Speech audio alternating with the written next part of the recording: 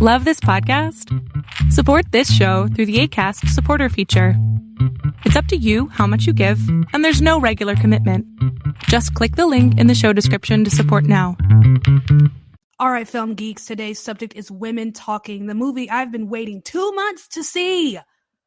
Let's talk about it.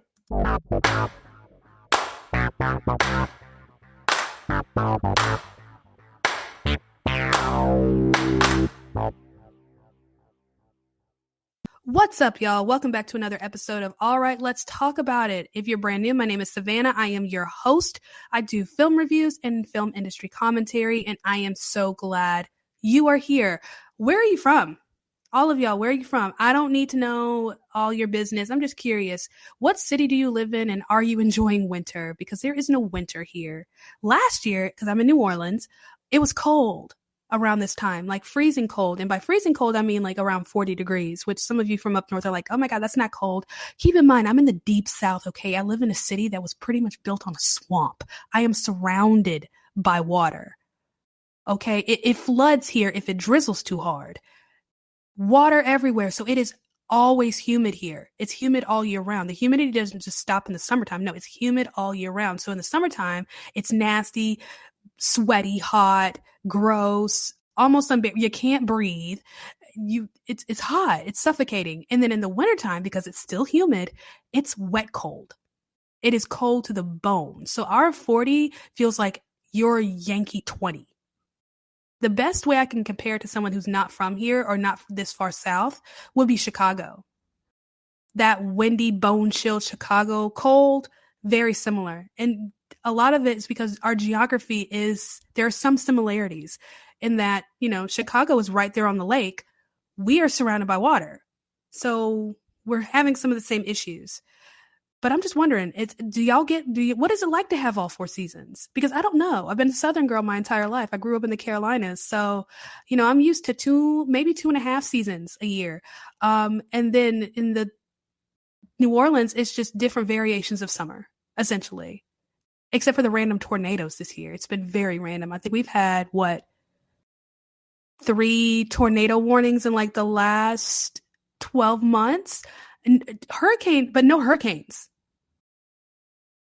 We didn't get none this year. We got Ida in 2021, but we got spared this year. So we're used to hurricanes. The tornadoes were just a little bit different, especially because, we don't have any basements. There's nowhere to go underground. I mean, it's all water. We don't even bury the dead underground here. So, yeah, I'm just curious. How are y'all? Do y'all get snow? I hate snow, but I'm just curious. What's it like having all 4 seasons? What's it like to be favored by God and to be able to get breaks from the heat and the nasty? We don't get that, okay? It's like 50-something degrees outside and it's hot. Make that make sense. I can't. That's my gripe for the day. I just wanted to complain about the weirdness of New Orleans weather to somebody who will listen. And since you're listening to this podcast, you're listening. But let's move on. Women Talking. I finally saw it. Finally, I've been waiting months to see this movie. The first time I saw the trailer was probably months ago. If you've been following me for a while, I go to the movies a lot. And the last half of 2022, I went to the movies almost every week. Pretty much every week, except for 1 week because I went out of town. And so I saw this movie trailer millions of times and couldn't wait to see it. But I was a little concerned. I was a little worried because I knew this was going to be an Oscar bait film. Just the approach, the direction, and the push. It looked like this was going to be something that was gunning for award season. And it seemed to be on the smaller end of things, simple. So I was a little afraid, watch, this is going to have some crappy limited release, and did. This came out originally sometime in December. I want to say it debuted Christmas weekend, if I'm not mistaken, which sucks for them because that means they had to compete with not Women Talking. This is Women Talking. They had to compete with Babylon, I Want to Dance with Somebody, A Man Called Otto, the Tom Hanks film, also premiered that weekend and then did a limited release like a week or two later. And now finally has a wide release, and I got to see it in Harahan this past week. And I can't wait to dig into this. What a beautiful film. So this is Women Talking, directed by Canadian Sarah Polley. I was corrected. Apparently her last name, not Polley, Polly. Sarah Polley, that I was told that's how you pronounce her name because I was saying Polley because it's spelled Polley. And I'm weird when it comes to phonetics. I want to pronounce everything phonetically correct. So Sarah Polley directed, starring Jessie Buckley, Rooney Mara, Claire Foy, Judith Ivey, Ben Winshaw, Frances McDormand. So a heavy packed cast of women.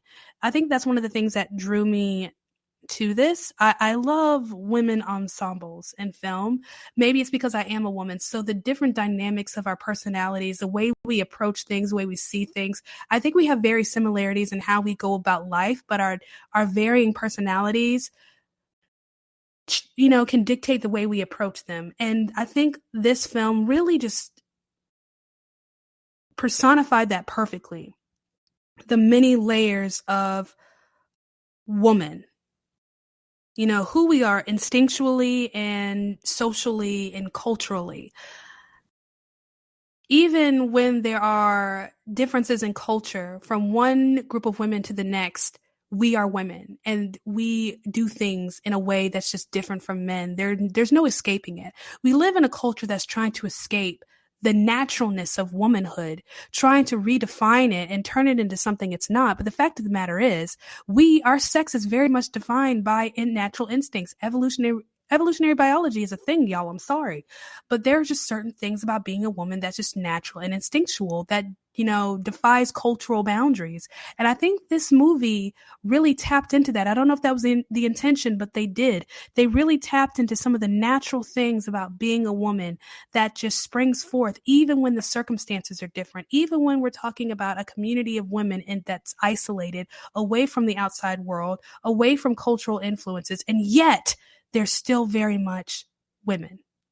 Is that making sense? So this movie is about a Mennonite community. It's based on a book of the same name.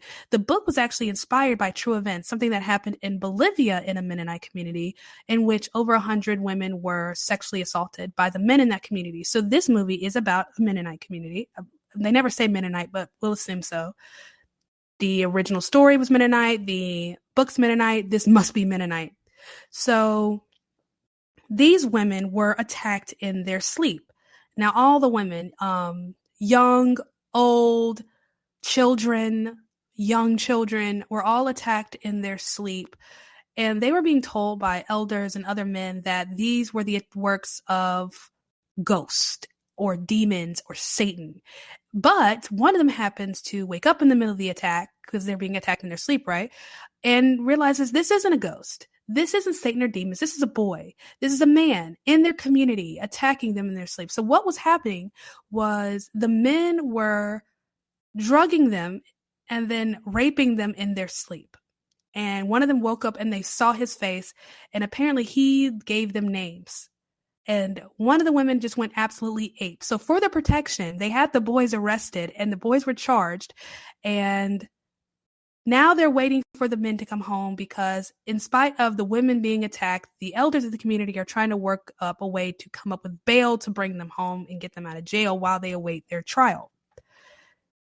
Now, a new charge has been put on the women because even though they are the ones who have been wronged, they are the ones who have been harmed, they are being told to make a choice. They either have to forgive the men of what they've done and then go about their lives, or they risk being exiled and excommunicated from their community, the only community they've ever known. Now, these women are, again, incredibly isolated. They're not educated. The women in this community are not allowed to be educated. They don't know how to read, but many of them do know how to draw. So they get one of the young girls to draw 3 pictures. One picture represents staying and forgiving. One picture represents staying and fighting. And another picture represents leaving of their own accord, not waiting to be excommunicated, not waiting to be exiled, but leaving of their own accord. And they vote. They're like, we can't read, but we figured out how to vote. So they vote. Which one? Do we leave and do nothing? Do we stay and fight? Or do we just leave? And it ends up being a tie between staying and fighting and leaving. And so they get the women from, I guess, the more prominent families of the community. They gather together in a hayloft to discuss their options. And that is the movie. The movie is them sitting in a hayloft having these conversations about what do we do. It sounds sad, doesn't it, that these women were done a great wrong and nothing is being done to protect them. They have to protect themselves and they have to figure out what is best for them. Do they stay with the men who have been attacking and abusing them and harming them? Or do they go out into the world of the unknown? Which is better? The devil you know or the devil you don't? And that's the movie. The title gives away. If you were expecting something, some great dramatic moments or, fun entertainment, you're not going to get it from women talking. This movie is low on drama, low on entertainment, but it is some of the most incredible dialogue I've ever heard. It's beautifully written, beautifully executed. It's a true ensemble piece, which I think is why it's not getting any acting nods. The performances themselves are great. I mean, Rooney Mara, I've been a fan of hers for a very long time. Claire Foy, Judith Ivey, Frances McDormand. If I'm not mistaken, she won Best Actress, I want to say in 2021 for Nomadland. I think that was her. But as good as some of these performances were, this is such an ensemble piece. I think it's kind of hard to separate them. This movie only works because most of this movie takes place in one room in a short period of time. I think it's kind of hard to divvy up performances because everything's happening in one spot. In order for this film to work, everyone had to be excellent. Everyone had to be above board. This was cast to perfection. I mean, I honestly kind of wish there was an Academy Award for best casting. Just the art of making sure that you have all the right pieces for the puzzle. That was done here. I can't think of anything better than what they gave, and it was beautifully done. But I think that's one of the reasons why there are no acting nods for this, is because it's such an ensemble piece. It's kind of hard to separate one from the other. This only works if they work together as a unit. That's it. So I know they got nominated for Best Ensemble for the SAG Awards. That makes sense. That's perfect. Did they? I'll have to look that up, but I'm pretty sure they did. And my goodness, it's just beautifully done, well acted. It's like I said, this is all takes place in one room, right? So you have all these women who are dressed alike, they do their hair the same, and everything about them is very similar, yet we're getting all these different individual personalities. And that's what I was talking about when we talk about the layers of being a woman, how even though we are separated by culture, we're still women. There's still things that just spring up naturally, these natural instincts. And you see that in each of these women, in that a lot of times, oh no, that's conditioning. No, sometimes that's just natural inclination. It's our natural inclination as women to want to keep the peace. To want to keep things peaceful and to keep things level and to kind of manage things and make sense of things. But it's also a woman's instinct when our children are harmed, we fight. We go mama bear. We turn things upside down. It's also, I think, as women, we tend to internalize things.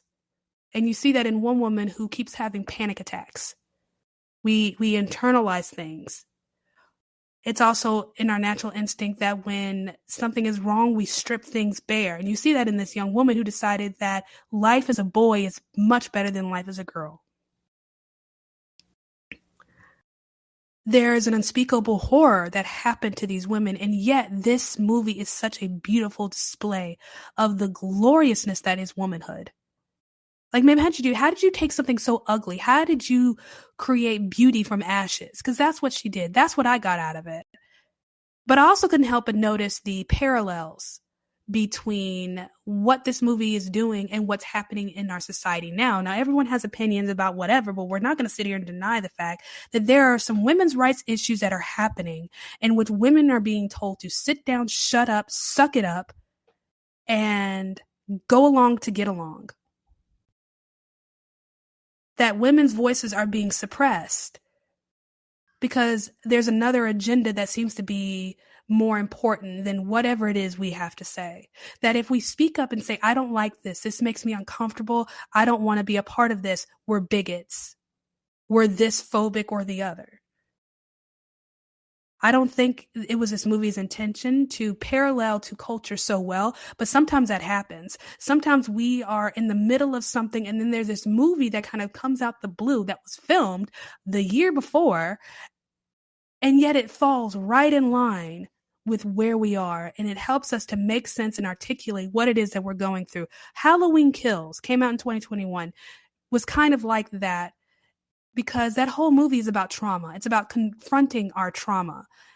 Perfect for a country that's in the middle, was still in the middle of a pandemic, dealing with the trauma of the pandemic. And you had a lot of movies that have come out since then that have really just centered and focused on trauma and how we confront our trauma, how we heal from our trauma. Now you have this movie called Women Talking that really speaks to the power of a woman's voice, and also how hard it can be to be a woman sometimes. And the incredible power of motherhood. Good God. But it's just a beautifully done film. Just some interesting aspects of the film. I'm not sure what you would call, my first thought would be to call it sepia, the sepia color, but I think that's the millennial in me, where this film is almost devoid of color. They have taken all the color out of the film except for the color red. They could have done everything in black and white, but showing the red between their legs or the red at the bottom of their feet to let us know their innocence has been taken from them. Even showing us a red ribbon in a girl's hair, just to remind us of the innocence that's been lost. So cool. So intentional.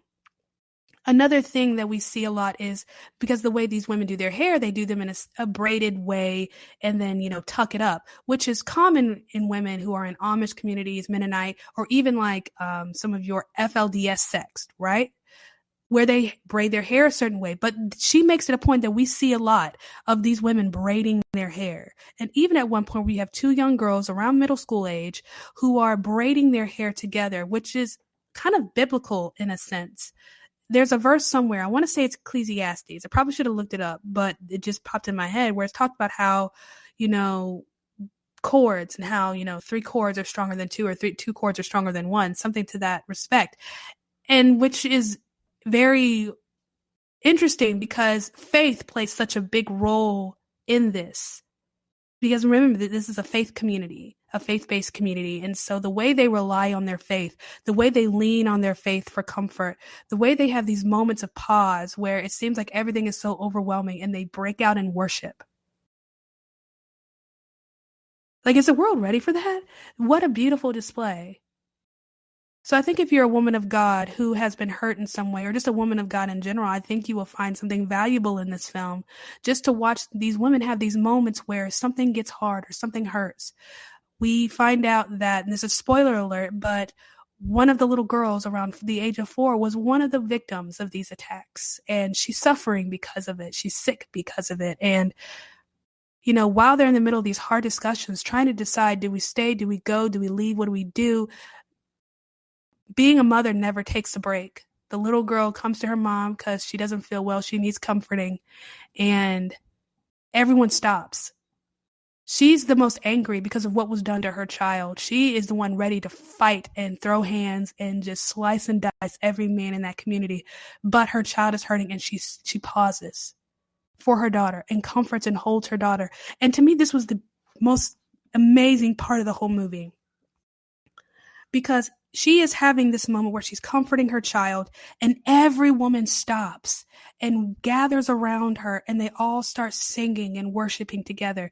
Just, that is such a woman thing to do. It's not something we're taught. It's instinctual that we gather, we manage things, we keep things in order, we pause for a moment that needs a pause.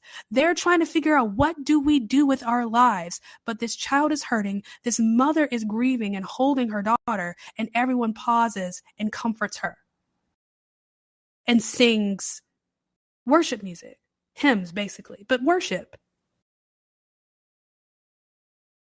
They all pause and take a moment to comfort her and to comfort one another and comfort this child.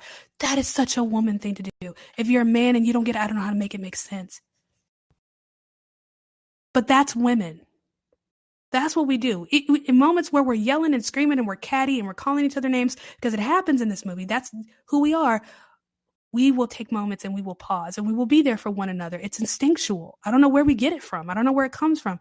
This is something that has kept with us as time has gone on. This quality that we have, that we have to take care of one another, that we are the village. I thought it was beautiful and I thought it was so well done. This movie was just incredibly acted, beautifully directed, cast to perfection. Such a beautiful display of womanhood that just spoke to a culture that doesn't know how to treat women like they're human anymore. I think a lot of women will find comfort. As hard and tough as the subject is, and as triggering as it can be, I think there's something healing in this. And there's a sense of camaraderie, I think, that could be helpful to a lot of women. So even if you're a woman who has been hurt in this way, I would consider sitting down and listening to this conversation, because that's what this movie is. It's we're listening to a conversation. We are invited and given the privilege to listen to this conversation. And it's just beautiful. I can't go on enough about how beautiful this was.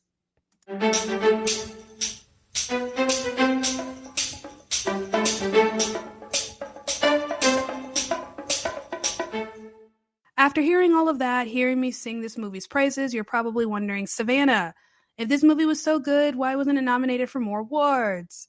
Good question. Let's talk about it. So again, this movie was nominated for 2 Academy Awards, Best Adapted Screenplay and Best Picture. 1 of 10 nominated for Best Picture. This was not nominated for Best Director. Okay, we're going to go on a quick little tangent because somebody always asks, why are there 10 nominations for Best Picture? I personally think having 10 nominees dilutes it and makes it less of a prize. When you have so many films nominated, I think they should go back to 5. It makes it a little more exclusive, but that's just me. But why are there 10? So this actually goes back to 2009, the 2009 Academy Awards, recognizing films released in 2008. What came out in 2008? The Dark Knight. Heath Ledger actually won an acting Oscar for that post-human. I can't believe it. After he died. I don't even know how to pronounce the word, but I tried. So Heath Ledger did win a Oscar for that, but the movie was not nominated for Best Picture. If you hear a dog barking, that's my neighbor's dog. They like to bark around this time of the day. Nothing I can do about it. I don't even know the dog's name.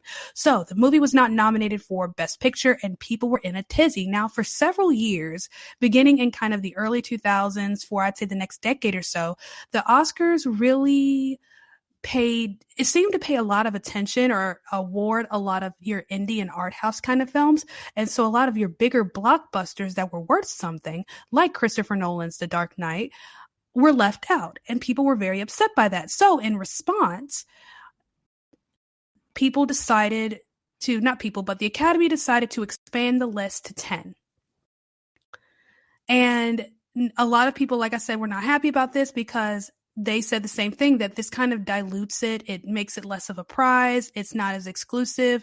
Now you've got films that would never be considered for this nomination, making it because they ended up in the top 10 instead of making that exclusive top 5. And the Academy has tried to rectify this in different ways by doing preferential voting, which they still do towards the end of the going towards the award show, where they'll try to whittle down the list. That's a whole process. We can talk about that another time. But there was a time when they tried to do it where they try to make sure, there was a 50% threshold. They try to figure out a way to make it so that if you got a certain percentage of votes. So for a while, they stopped doing mandatory 10. It went from being anywhere between 5 and 10. So if you were nominated, your film was nominated and it got top 5% of the vote, you got a nomination. That's when it started to be inconsistent between, 5 nominations, 10 nominations, and it got to be a whole thing. But now the Academy is back doing 10 solid nominations. I still don't like it. I think this is a good list this year, but I personally think it should go down to 5. I like the exclusiveness of it all, but that's just me. But anyways, going back, Sarah Polley's film was not nominated for Best Director. She was not nominated for Best Director, and people have been all upset about the lack of female directors, the lack of Black directors, the lack of Black film representation. People are still having whole conversations about it. So why wasn't this film nominated? I have opinions. I have thoughts. Here's the thing. I think people need to understand how voting works with the Academy. I think when people hear the word nomination, I think they have it in their heads that these names are just kind of put up and then people vote. Not necessarily. So voting starts actually in December. And most of the categories are very simple. The Best Director category is a little complicated. But as far as all the other categories, your Best Director, Best Actor, Cinematographer, all those things, fairly simple. The way voting works is it goes by these different categories. Here's the thing. When you join the Academy, whether you were pulled in because you were nominated for an award or you were invited in because of a sponsorship, because those are the two ways to get into the Academy. You either have to be nominated for an Academy Award or you have to be sponsored by 2 active members and your resume has to be up to par. And if it is, you get invited in the spring. So 1 person per category. 1 person per category. So if you join on the basis of being an actor, even though you may have directed other films, you are an actor. In the Academy, you can't cross over. You can't be in multiple categories. You are an actor in that category. The same with everything else. If you're joining the Academy as a director, you are a director. You're joining the Academy as a cinematographer, even if you've done other things, even if you've written, even if you've acted, how you join the Academy that's the category you in, and you stay in it for life unless you are pushed out or you resign. Like Bill Cosby was, his invitation was taken away, and then Will Smith last year resigned. Those are the 2 examples I can think of. So that's pretty much how it is. So directors vote for directors. So not everyone is participating in these categories. If you are a director in that category in the Academy, as a member, you are a member of that category of directors. You vote for directors. So who is voting for the Best Director category? Other directors. To me, that's just smart and common sense. The same thing with acting. Only actors are voting for actors. Only editors vote for editors. Only cinematographers vote for cinematographers. But everyone votes for Best Picture. That is why you'll often have a movie that's nominated for Best Picture, but it's missing in other categories. Because just because, the Academy at large thought this was a great film, but when you break it down into its individual pieces, directors may not have been as impressed. Does that make sense? So directors vote for directors. There were 5 nominees. I've seen 4 out of the 5. I think the only one that I have not seen, I think it's Triangle of Sadness, is the one I haven't seen yet. That's actually playing right now, but I assume it's probably going to play again in March right before the award show because AMC does this whole Best Picture showcase thing. So I'm hoping to see that soon, or hopefully they just send it to streaming somewhere. But it's the only one out of the 5 that I have not seen. Do I think Sarah Polley's direction style is on level with the other 5 nominees, minus, Triangle of Sadness, because I haven't seen it?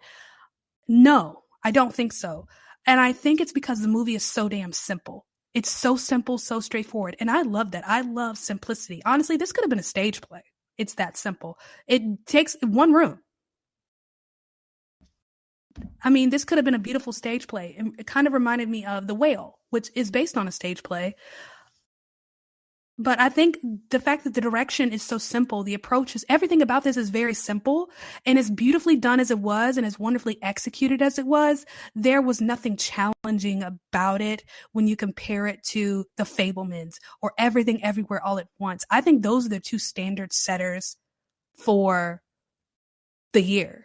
And then you also have Tar that's nominated, the Cate Blanchett film. I don't think this quite competes or compares. I'm sorry. I thought it was beautifully done. I thought she did an amazing, incredible job. She deserves all the praise for it. But I don't think as a director, she competes with the other 5 who were nominated. Does that make sense? I hope that makes sense. And then I gave my opinion on why I don't think this got any kind of acting nods. I think it's hard because this is such an ensemble piece, and really it is a unit teamwork kind of effort, kind of picture. It's kind of hard to separate the individual performances because in order for this thing to work, they had to work together. This isn't like Tar, where Cate Blanchett is carrying the film. She is the film. The director made the crazy, insane, and risky decision to put the film on Cate Blanchett's back and let her carry it. And on top of all that, there's immense pressure from the rest of the cast because they have to be up to par because she's carrying the film, but their faces are telling the story. We don't have time. Oh, I'm about to go on a Tar tangent. We don't have time. We do not have time. Back on task. So Sarah Polley, I'm never going to get this lady's name right. Ma'am, if you ever hear this, I apologize.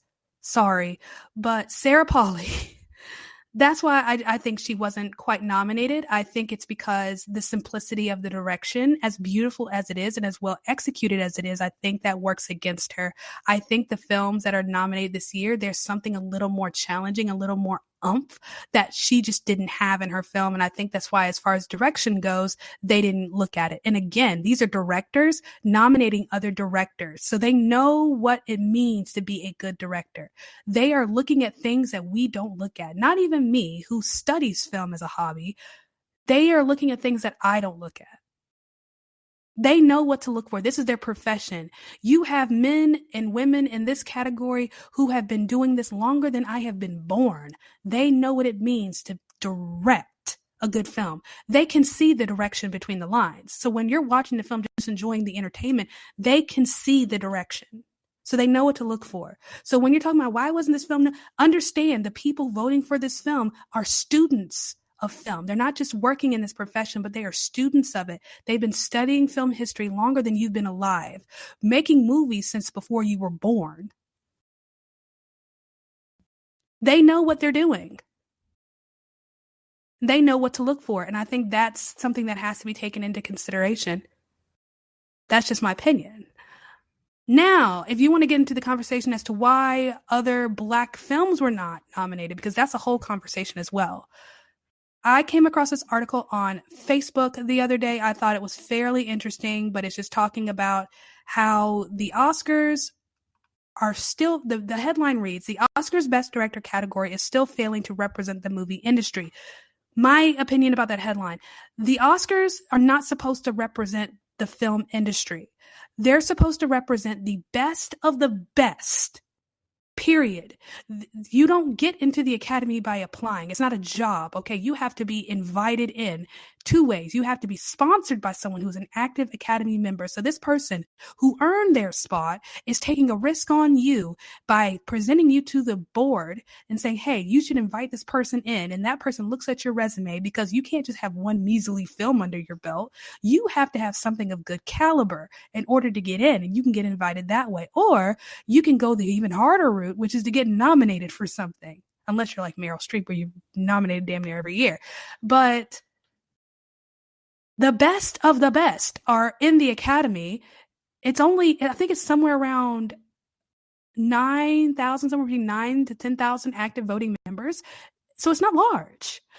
And the best of the best are voting for these, and the best of the best get nominated. That is the point of the Academy Awards. This new young industry that had popped up decided, hey, let us celebrate what we have done this year, the best of the best. That's how this thing started. That's what they've done. Not to say that the Academy hasn't had some issues over the years, or there haven't been some question marks. Spike Lee being shut out from Best Director with Do the Right Thing, or I think it was The Color Purple, Steven Spielberg film from the 80s. If you've never seen it, you should see it. Beautiful film. Whoopi Goldberg, Oprah, Danny Glover. Beautiful film if you've never seen it. How have you not seen it if you haven't? Okay, tangent. Stay on topic, Savannah. Focus. That was shut out from Best Picture in whatever year it came out. So there have definitely been question marks. And there have also been some things where I'm like, okay, well, how did that win? I think those are still questions. Shakespeare in Love, whatever year that came out. winning over whatever war film also came out that year. And also, I think it was another Cate Blanchett film, Elizabeth, I think, also lost to Shakespeare in Love. Good movie, but like, how did that win? Or Crash beating Brokeback Mountain, which I still think is weird. So there have definitely been moments where people have, had question marks and questions, but I know the Academy has attempted to diversify things over the last few years. Now, I know starting in about 2016, they inducted more women and more quote unquote people of color into the Academy. But even doing so, you're still seeing a majority white and majority male nomination. I mean, what does that mean? I don't know what that means. That could mean that it seems that year after year, the best movies of the year are being made by white men. Now, every couple of years, you get these gold star gems being made by women, particularly white women and Asian women. What do you do? And next year, the rules are going to get even more stupid because they're adding diversity and inclusion into the requirements to even be nominated for Best Picture. Your film will have to have a certain amount of people of color or a marginalized group or LGBTQ, whatever. Your crew will have to be comprised of a certain amount of people of color, marginalized group, whatever. Like, the rules are ridiculous. I don't like them. I am not in the business of telling people how to creatively tell their stories or how to build their set. You get the best of the best. You write the best stories. Sometimes having a random person of color in your story doesn't make sense. That would be like Women Talking having this random black person in their group. That makes no sense. These communities are typically insular. But if this film were to come out this year, this film would be eligible simply because over 30% of the cast is women. So now we're looking into possibly handing out participation trophies next year, but people are asking why they didn't get the participation trophy now. Why didn't Gina Prince Bythewood get a directing nod for The Woman King? Why didn't Jordan Peele get a directing nod for Nope? Why didn't Chinonye Chukwu get nominated for Till? And it's like, well, why were they snubbed? Why were they shut out? Were you snubbed, or did people not just not vote for you? Because again, remember, this is a democracy. It's voting. People are voting. Did your film just not get enough votes? When people were ranking the best films they thought for this year, did your film just not make the list? And another question you have to ask is, did the studio behind you campaign well enough? Because again, these voting members, many of them are actively working in the industry. So they don't have time, like me, to go see 1 to 2 movies a week. They don't have time to just go to the theater and just watch a movie. Now, there is a theater in LA that will often allow Academy members to screen movies early so they can see them. And then there's also an opportunity for screeners, DVD screeners, or you can do it on iTunes, where Academy members can watch these movies on their own time, but you have to watch them within that window of voting. And it's a lot of movies up for consideration. So if you want to make sure that your movie gets seen, you have to campaign. You have to push. And that's the controversy that's happening right now with Andrea Riseborough, I think that's her name, who was nominated for Best Actress for To Leslie. And a lot of people saying that because she was nominated, that means Viola Davis from The Woman King and Danielle Deadwyler from Till didn't get nominated. Well, how do you know? Because Margot Robbie from Babylon also didn't get nominated. Maybe she was the holdout. So the conversation is valid, but sometimes it's also a little ridiculous. Because the question becomes, did you get snubbed, or people just not vote for your movie? Like, did your movie get overlooked, or was your movie just not that good? We're not going to sit here and talk about how, the Academy doesn't like Viola Davis. They gave her an Oscar a couple years ago. Hello. We're not going to sit here and say, well, the Academy doesn't want female directors. One last year. And the year before that. Have there been a lot of female directors that have won? No. But we're not going to sit here and say that the Academy doesn't like women when women have won. Recently. It's not like it's been 30 years since a woman won Best Director. No, it's been 365 days. But should there be more Black representation or female representation in the nominations? I don't know. I don't think it's a matter of there should be, but if you want to be included, you need to level up and you need to figure out what the competition is and you need to be better. You needed to make a film that was just as good or better than The Fabelmans, The Banshees of Inisherin, and Everything Everywhere All at Once. Those are the top 3 this year. We're not going to argue about that. That's the standard that's been set. Is your movie just as good or better than those 3? If the answer is no, shut up. Try again next year. Chinonye Chukwu, who directed the movie Till, had this to say the day the nominations were released. She said, "We live in a world and work in industries that are so aggressively committed to upholding whiteness and perpetuating an unabashed misogyny towards Black women." Those are her words on, being shut out for Best Director, Best Actress, Best Picture, I think and Best Song. I figured they'd probably get a nomination for Best Song. They were on the short list for that, if I remember correctly, but they didn't get the nomination. So her film was completely shut out. Now, I did see Till. If you watched my very first episode where I told you what my top 10 and my bottom 10, my top 15 films of 2022 were, Till made it into my bottom 10. And my issue with now, if we want to break down why that film didn't get nominated for Best Picture, we can come back to that in a minute. But as far as her getting nominated for Best Director, the only solid performance in that entire film was Danielle Deadwyler. And not just solid, but the only good performance. Everyone else was incredibly cheesy, bland, two-dimensional, including Jalen Hall, who played Till. The only thing she seemed to focus on in that movie was Danielle Deadwyler's performance, and everything else went to the wayside. It was like she couldn't focus on 2 things at once. She didn't know how to tell a linear story without using her best actress to do the work for her. The film itself, given the subject matter, was incredibly detached and distanced. She didn't have the courage to tell the story exactly as it was. She made it a point to avoid the violence of what happened to Emmett Till, to spare people's feelings.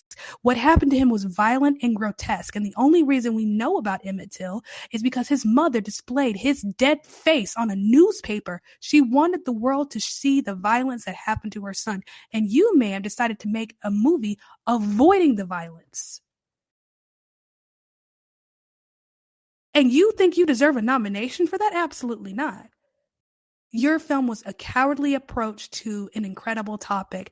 And I think as directors, they were able to see that the only decent performance in that film was Danielle Deadwyler. Everyone else was incredibly two-dimensional, bland, basically used as props to push her up. The acting just wasn't good except for hers. And that's a failure on her part as a director. Why would you get nominated for that? Now, with The Woman King, Gina Prince Bythewood is what? She has been doing this for a very long time. So she's a veteran in this industry. And I don't think she got nominated for The Woman King just because the movie itself, it's entertaining, it's fun, but it was very choppy, episodic. At times, the performances were not believable. I think I made the comment when I did a TikTok about it, was that the performances were good, but at times they felt a little fake. I think I used the phrase, it felt like watching foreigners play foreigners. Like watching Christian Bale play Moses, in a sense. The movie was fun. It was entertaining. It just wasn't that good. And then you have Nope, Jordan Peele film. The first 2/3 of that movie were boring. And it didn't get exciting until the last little bit. And his main characters were devoid of any kind of real personality. They were just one personality going back and forth and bouncing off one another. And it wasn't until the very end that all of a sudden Daniel Kaluuya was reminded that he had to play a whole person. Directing wise, it just wasn't his best. It really wasn't his best film. Now, if you want to talk about a Black film that should have gotten recognition, I don't remember the director's name off the top of my head, but a movie called Breaking that came out in the summer. Now that made it into my top 15. That movie was incredible. John Boyega's performance is top tier. If I had to list like my top 5 favorite male performances from this year, John Boyega in Breaking clearly makes that list. He deserves nominations for that performance. He deserves accolades. He deserves recognition, but he didn't get any. Why? Because the people behind that film, and this is why campaigning is important. It's not just so that your movie can make money so that people who vote for these awards can see it, but no one backed that film. The studio that pushed out that film, that made that film, that distributed it, there was no marketing for it. The only reason I heard about the movie is because I saw a trailer in theaters. I wasn't exactly sure what the movie was about, but it reminded me of John Q. That's why I went to see it. Other than that, I saw no marketing for this film. Nothing on Instagram, nothing on TikTok, Twitter, nothing. There was no one pushing this movie, and it was so incredibly well done. John Boyega, him not having that backing for that role, for that performance, criminal. That is the movie. If you want to talk Black films that deserve nominations, that's the one. That's the one, and I will die on that hill. There are two things in terms of marketing that pissed me off from 2022. Number one is The Invitation. That was the biggest miss in marketing ever. I don't understand how you can market this movie as a horror film when it turns out to be a damn near smutty romance. You missed a whole demographic, ma'am. I'm still mad about it. I could do a whole podcast on why I'm still mad about the marketing miss that was The Invitation. And then number two was the lack of marketing and the lack of push and the lack of confidence behind the movie breaking, because that was stellar. John Boyega's name should be on that best actor list. Period. But it wasn't, because nobody saw it, because nobody campaigned for it, nobody pushed for it. Why am I getting heated over this? I'm still mad. That should be a whole podcast. Marketing mist of 2022. Why I'm still mad about The Invitation, and you should too. But as far as Sarah Polley not getting nominated for Best Director, I think she should pat herself on the back for a job well done. I just think the movie was just too simple. I think the simplicity of it, the lack of challenge in it, I think a lot of directors looked at that and thought, yeah, I could do that. Sounds terrible, but it's the truth. I don't know what else to tell you.